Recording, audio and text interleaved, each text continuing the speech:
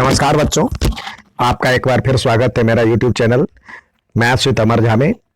आज हम class 10th का गणित का वर्कशीट संख्या 72 पढ़ेंगे, जो दिनांक 20 जनवरी 2022 के लिए है। हम चैप्टर नंबर 13 के तहत इसमें पढ़ेंगे एक ठोस का एक आकार से दूसरे आकार में रूपांतरण करना। तो रूपांतरण करना यानी उसका रूप परिवर्तन करना। रूप परिवर्तन करने में एक ठोस वस्तु जैसे मोम या लोहा आदि को गर्म करके पहले द्रव बनाया जाता है, फिर उन्हें एक पात्र में ढाल करके एक आकार से दूसरे आकार में ठोस में ढाल करके ठंडा किया जाता है। तो इस प्रक्रिया में आकृति बदल जाती है लेकिन आयतन वही रहता है, यानी आयतन एक जैसा रहता है। अब जैसे यहाँ पे दिखाया गया है, जो एक ये था क्यूब के शेप में, घन के शेप में, इसको गर्म किया। गर्म करने के बाद इसको इस तरह से ढाल करके इसमें ढाल करके ठंडा कर दिया गया, तो अब आकृति ये बन गई। तो दोनों का जो आयतन है एक समान रहेगा। तो आइए, पहला सवाल दिया है, बेलन से घनाभ में सेल्वी के घर के छत पर बेलन के आकार की एक टंकी रखी है।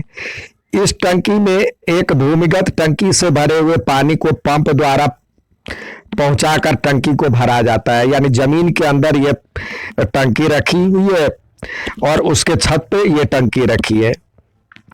भूमिगत टंकी घनाभ के आकार का है, जैसे ये है, जिसकी बीमाएं ये और ये दिया हुआ है, और छत की टंकी की त्रिज्या दी गई है और ऊंचाई दिया गया है। यदि भूमिगत टंकी पानी से पूरी तरह से भरी हुई है तो उसे छत की टंकी को पूरा करने के बाद भूमिगत टंकी में पानी कितनी ऊंचाई तक रह जाएगी।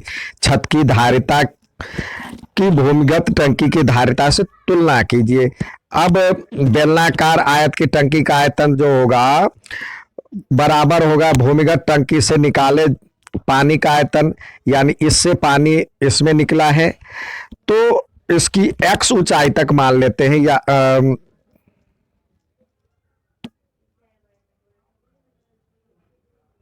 बेलनाकार टंकी का आयतन का फॉर्मूला πr² होता है, जिसको मल्टीप्लाई करने के बाद ये आया। और भूमिगत भरी हुई टंकी का आयतन LBH होता है, यानी ये है। अब बेलनाकार टंकी भरने के बाद भूमिगत टंकी में बचे पानी का आयतन, यानी इसमें से इसको घटा दीजिए। तो घटाने के बाद हमारा जो कुछ कॉमन हो जाएगा, और उसके बाद इसके बाद इसका जो है आंसर ये आया, यानी इसमें से कॉमन कुछ बच जाएगा। जैसे ये कॉमन, इसको 2 से गुना करेंगे तो ये होता, तो आप इसको देख लेंगे। अब कह रहा है छत की टंकी को पूरा भरने के बाद भूमिगत टंकी में बचे पानी की ऊंचाई ज्ञात करना है। तो इसका तो L और B तो है ही, और H ज्ञात करना है। तो H ज्ञात करने के लिए LB से डिवाइड कर देंगे। भूमिगत पानी जो ये है बचा हुआ पानी, उसको H से मतलब L और B से डिवाइड कर दिए, तो ये और ये कट जाएगा। 144 को काटते हैं तो अब कटने के बाद ये आता है आंसर, यानी इतना सेंटीमीटर बच जाएगा। तो अब कह रहा है जो टंकी का आयतन और भूमिगत टंकी की क्षमता, तो टंकी का आयतन तो हमने निकाला था यहाँ पे मल्टीप्लाई करके, बेलनाकार टंकी का आयतन ये था, और भूमिगत टंकी का आयतन ये है। तो भूमिगत टंकी पहले कह रहा है छत की टंकी को, जिसको पहले कह रहा है उसको निकालना है छत की टंकी की धारिता की भूमिगत टंकी की धारिता से, यानी पहले छत की धारिता निकालनी है और उसको भूमिगत से डिवाइड करना है। तो हमने ये किया, तो जिससे इसका 1/2 आंसर आ गया। तो यह क्षमता और आयतन है, समान है। यहाँ क्षमता और आयतन जो है एक समान, यानी क्षमता का कंपैरिजन आयतन के रूप में किया गया है। तो छत की टंकी की क्षमता भूमिगत टंकी की क्षमता के अपेक्षा आधी है। आइए दूसरा प्रश्न देखें।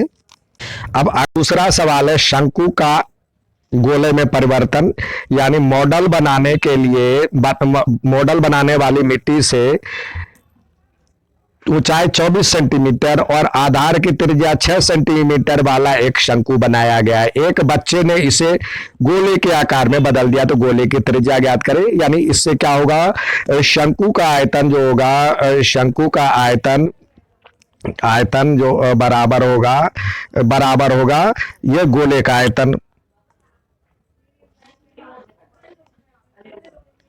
गोले का आयतन। अब जानते हैं शंकु का आयतन क्या होता है, 1/3 पाई, और इसको ये छोटा आर, इसको बड़ा आर मान लें, पाई आर स्क्वायर और एच, और ये हो जाएगा 4/3 पाई आर, इसको बड़ा आर माने हैं क्यू।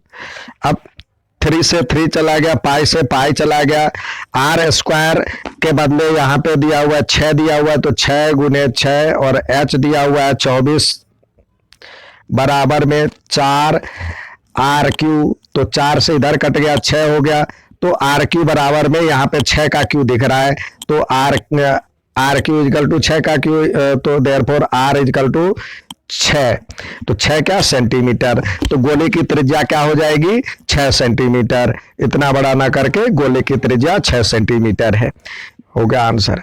अब स्वयं प्रयास कीजिए के तहत आपको कुछ सवाल, पहला सवाल है जो कि इतना सेंटीमीटर त्रिज्या वाले धातु के एक गोले, तो एक गोला है जिसकी त्रिज्या दिया हुआ है, इसका आर बराबर दिया हुआ है 4.2, तो इसको हम कर ले 42/10 भी कर सकते हैं।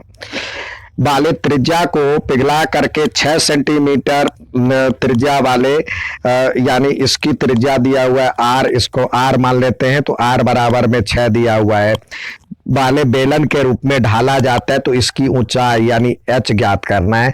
तो दोनों का आयतन बराबर होगा, यानी ये बेलन का आयतन बराबर में गोले का आयतन। बेलन का आयतन क्या होता है, पाई आर, ये बड़ा आर हमने माना है, तो पाई आर स्क्वायर और एच बराबर में 4/3 पाई आर स्क्वायर और पाई आर क्यू, तो ये पाई से पाई चला गया, ठीक है। अब आर की वैल्यू रखे और एच की वैल्यू, आर यहाँ पे 6 है, तो 6 गुने 6, और एच गुने एच बराबर में ये हो जाएगा 4/3, और आर की वैल्यू है 42/10 इंटू 42/10 इंटू 42/10। अब इसको डिवाइड कीजिए, यहाँ 3 से चला जाएगा, 7 छक्के 42, 21 से चला जाएगा, 14 तिया 42, अब 6 से ये 7, ये भी 6 से 7, तो एच की वैल्यू क्या हो गया, एच इजकल टू देखिए क्या बच गया, 4 इंटू 14 इंटू 7 इंटू 7 बाई 1 2 3 0, तो इसको मल्टीप्लाई करें, इसको मल्टीप्लाई करेंगे तो आएगा 2744/1000 सेंटीमीटर, तो बराबर में 3 डिजिट बाद डेसिमल डाल दीजिए, तो ये हो जाएगा 2.744 सेंटीमीटर, ठीक है। यानी बेलन की ऊंचाई बराबर में इतना लिख दीजिएगा, ठीक है। नेक्स्ट सवाल देखते हैं। नेक्स्ट सवाल है, एक किसान अपने खेत में बनी 10 मिलीमीटर व्यास वाली, यहाँ पे मीटर है, 10 मीटर व्यास वाली और 2 मीटर गहरी एक बेलनाकार टंकी है। ये टंकी है जिसका व्यास दिया हुआ है, ये व्यास दिया हुआ है 10 मीटर, तो इसका आर क्या हो जाएगा 5, मतलब इसका आधा करेंगे, और 5 मीटर, और इसकी जो ऊंचाई दिया हुआ है एच बराबर में दिया हुआ है 20, 2 मीटर, ये भी ये 2 मीटर, ये एच दिया हुआ 2 मीटर। इसको एक बेलनाकार पाइप द्वारा जोड़ा गया है जिसकी त्रिज्या दी गई, व्यास दिया हुआ है, तो इसकी 20 सेंटीमीटर, यानी इसको आर मान लेते हैं, ये छोटा आर है, छोटा आर बराबर इसकी त्रिज्या दिया हुआ है, व्यास दिया हुआ 20 सेंटीमीटर, तो त्रिज्या क्या हो जाएगी 20 का आधा, 20 का आधा करेंगे तो 10 सेंटीमीटर बराबर में, मीटर में करेंगे, ये मीटर में है तो इसको भी मीटर में कर ले, तो 1/10 मीटर, ठीक है। अब कह रहा है यदि पाइप में पानी इतने किलोमीटर प्रति घंटे की चाल से बह रहा है, तो कितने समय बाद टंकी पूरी तरह से भर जाएगी। यानी इससे पानी इसमें जा रहा है, तो पानी भर रहा है, तो कितने समय बाद इसकी पानी भर जाएगी। तो पहले हम निकालते हैं, ये 1 मिनट में कितना दूरी तय कर लेगा, वो इसकी एच के बराबर हो जाएगा। जितनी दूरी वो तय करेगा, तो 1 मिनट में पानी पाइप में के द्वारा निकला गया पानी 1 मिनट में पाइप द्वारा निकला पानी कितना हो जाएगा। तो देखिए पानी की ये एच है, पानी की यहाँ पे इतना किलोमीटर प्रति आवर की चाल से चल रहा है, तो निकला पानी की यहाँ पे लंबाई के रूप में निकाल लेते हैं, तो एल के रूप में ये हो जाएगा 3 किलोमीटर प्रति घंटा चल रहा है, तो 3000 मीटर हो जाएगा। और 1 मिनट में कितना घंटा है, एक मिनट में कितना सेकंड होता है, 60 सेकंड। तो इससे कर देंगे तो ये हो जाएगा 50 मीटर दूरी वो तय करेगी। तो यानी 1 मिनट में जो 1 मिनट में उसके लिए 1 मिनट में ये एच हो जाएगा, एच बराबर में हो जाएगा 50 मीटर। तो 1 मिनट में पाइप द्वारा कितना पानी निकलेगा, ये पानी हो जाएगा ये 50 मीटर, तो इसकी लंबाई हो गई। और क्या होता है फॉर्मूला, पाई आर स्क्वायर और एच। तो यहाँ पे देखें इसके लिए, तो पाई और आर स्क्वायर यानी ये 1/10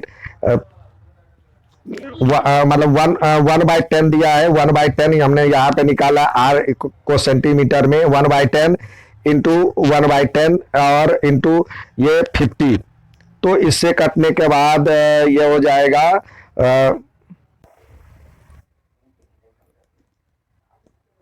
0.5 यानी 5/10, यानी ये 10 ऊपर चला जाएगा, 5 से 5 चला गया, तो ये कितना हो जाएगा 100 मिनट। 100 मिनट को आप घंटे में बदल लें तो ये हो जाएगा 1 घंटे 40 मिनट, 40 मिनट या 1 घंटे और 2/3 मिनट, ये ऐसे भी क्योंकि 40/60 हो जाएगा। तो ये तीनों आंसर हो सकता है। ये था आज का वर्कशीट। अच्छा लगे तो लाइक और सब्सक्राइब जरूर करें। धन्यवाद।